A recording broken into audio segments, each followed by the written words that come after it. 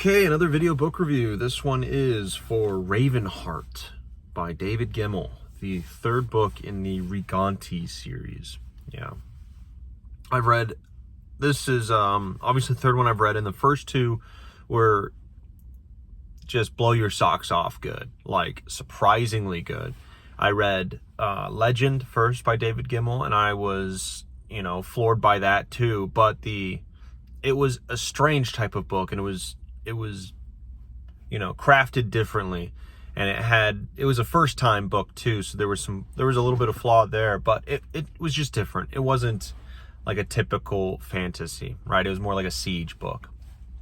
This Rigante series kind of also bucks the trend. However, with the first book, you have kind of a coming up of a young hero, sort of, with Conovar. Then the second book is a coming up of Bane, which is his son, but you have also the characters from the first book older, and you get a final chapter for them as well as for Bane and the new characters, and it's really great. Like, that's a fantastic duology there. Just absolutely fantastic.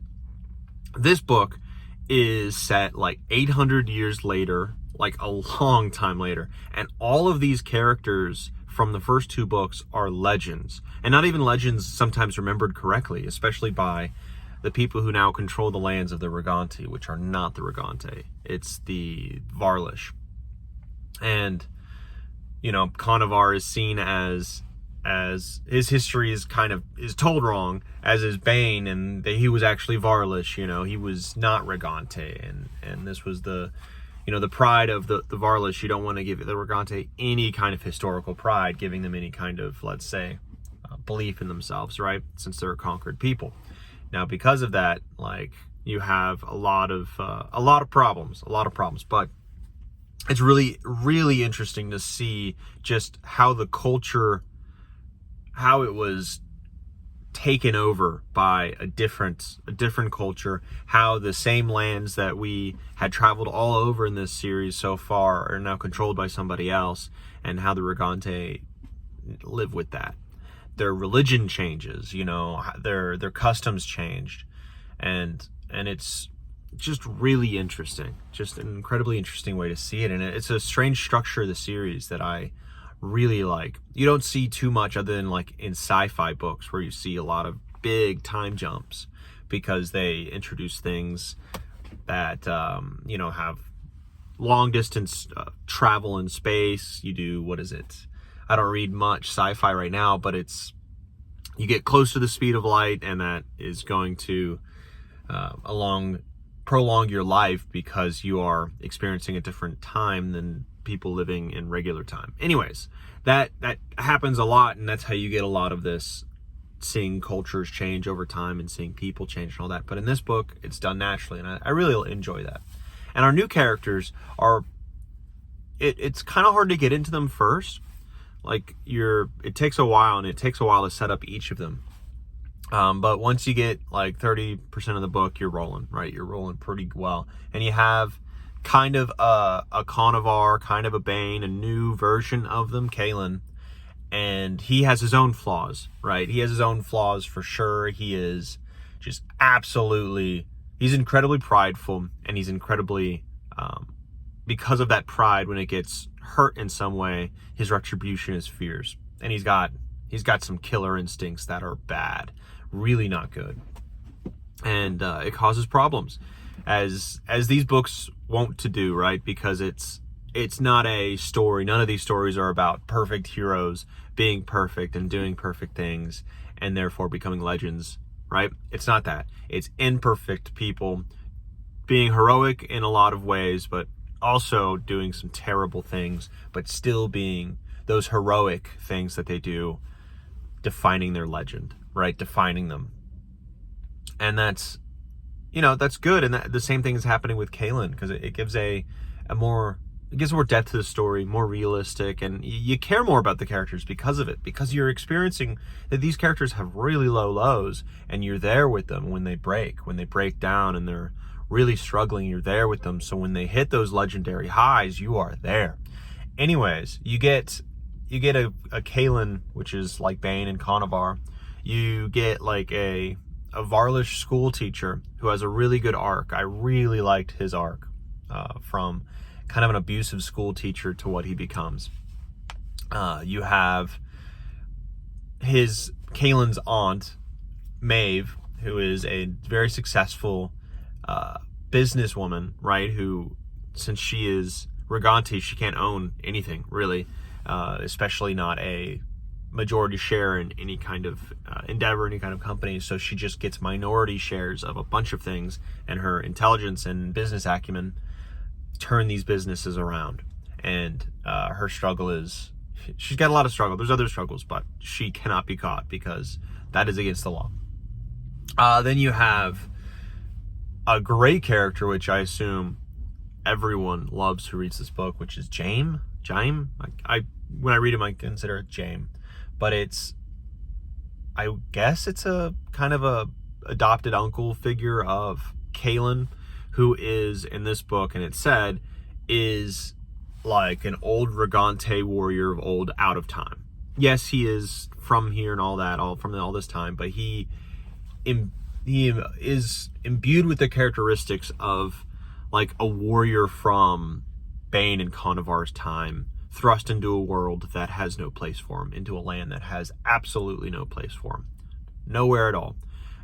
And how is he viewed? How does he live his day-to-day life because of it? And he's not going to be in a war band. He's not going to be a celebrated swordsman for some high Rigante lord. Not a chance. That's not what the world is anymore in this. So he is a cow stealing ruffian drunkard kind of thing, but he's got a lot more to him. That's a very little bit about him, but he's magnetic on the page, just like he is he's filled with like old magic, really.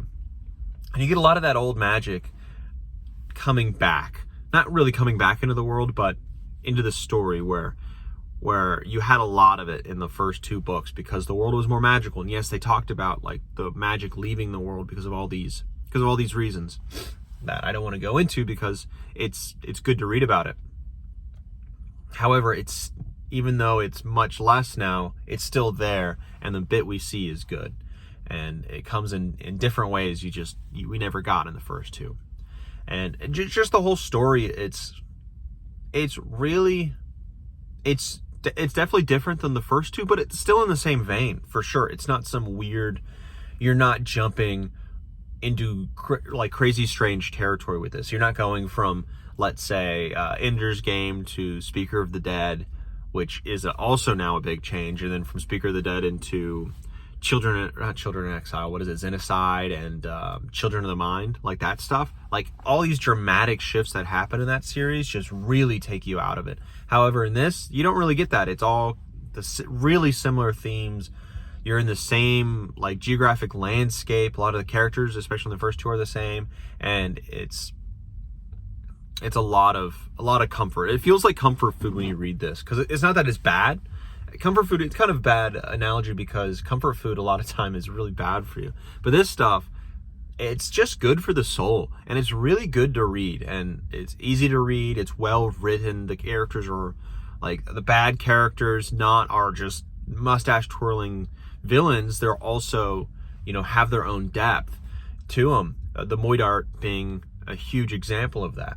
And yes, you have the bishop, who is his own thing, but the Moidart is like the main villain that we're dealing with in this story, and he's got a crazy amount of depth to him. And I won't go into that too, because it's really interesting to read. But it's good for the soul because you have this depth, you have these great characters, you have this great writing, but the themes in it just are very nice and soothing to read about. And yes, there's terrible things that happen in this book. Terrible, terrible things, and awful, grimdark things, you would think. But it's handled in a way that, in a caring, human, heroic way. And that's just so nice. And that's very, very good to read. And you leave it feeling better. You read it and you leave it feeling like you're not a cynic to the human race, to the human condition. you don't hate the world as you don't see it as terrible or something as you would if you read a lot of modern fantasy that likes to turn things on its head. There needs to be, at least I've seen it, there needs to be in fantasy some sense of wonder and whimsy and I guess joy and I guess appreciation for life, appreciation for what you have, and that is very much key in these books, right? And it's just very, very nice. It's a home cooked dinner. That's what it is. Not comfort food. It is a home cooked dinner made by a loved one. It is made with love, and you can feel it. You can feel it, and it's different. It is like it's all coming, right? Where it's like, okay, yeah, like most of this modern fantasy is like sitting down to a restaurant. You sit down, and the really mediocre bad ones, you're sitting down at an Applebee's, right? And you get the meal, and it resembles a home-cooked meal, but it is in no way a home-cooked meal. It came from a freezer out of a can, and now it's just being heated up to be put on your plate. Or it's made by an underpaid person who just does not want to be there and is thinking about all the problems in their life or whatever, right? Trying to look at the clock and get out of there. That stuff is there for you to eat, to pay for, but you don't expect there, and you don't get comfort from it. Now, your loved one, your wife, husband, parents, whatever, making you food, just wanting to feed you and make you feel better, that's this book. That's that experience, and I recommend it to anyone. It is just so good. So good, you will feel better after reading it. Not that it's all flowers and roses and all of that. It is dark, but it is done great. So, besides a little bit of slowness and reading it a second time would be definitely faster, I think, but it was a bit long to introduce the characters. Other than that, I think it was a great story.